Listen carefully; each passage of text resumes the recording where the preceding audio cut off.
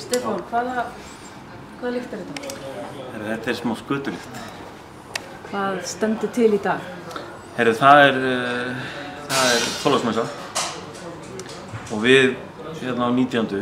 í turninum ætlum að vera með Þorláksmessu hlaðborð og okkar konsept sem sagt svona þegar við erum hlaðborðsstaður þá köllum við þetta Þorláksmessu hlaðborð.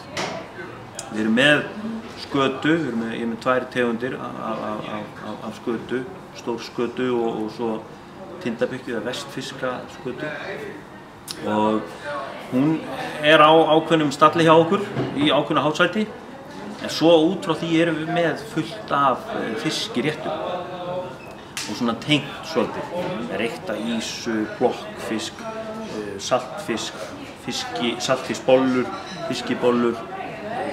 Ég ætla að vera með löngu, ég ætla að vera með ferska stórskötu í tempúra.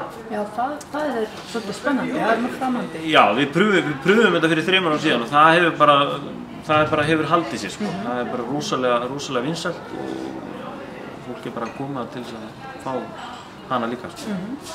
En segðu mér hérna, ungt fólk, borða það skötu? Sko, nei, ekki nóg. Ekki nú, ætti að bóta meira? Þetta er nefnilega sko, ég held nefnilega á ákveðnu tímapunkti þá hafi bara þetta svolítið að fólk hafi bara mistið þetta svolítið niður.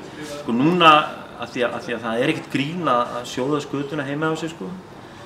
Þú veist, nema tengdapabbi, hann er með sko bara rör út í garð sko, þannig að það kemur engin lykt sko. Þannig að það er svo erfitt, þannig að þess vegna held ég að það hefur dottið svolítið niður, þannig að það er ákveðin kynslóð sem að bara þekkir þetta ekki og finnum bara lyktina og bara að þetta er vont sko. Þetta er að breytast, það eru svo margir veitingastæðir sem eru byrjað að bjóða upp á þetta.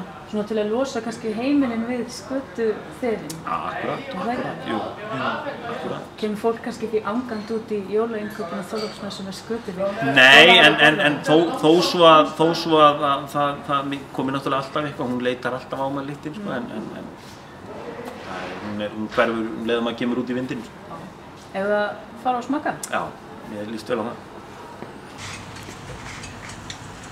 Þetta er rosa gott. Þetta er alveg eðal.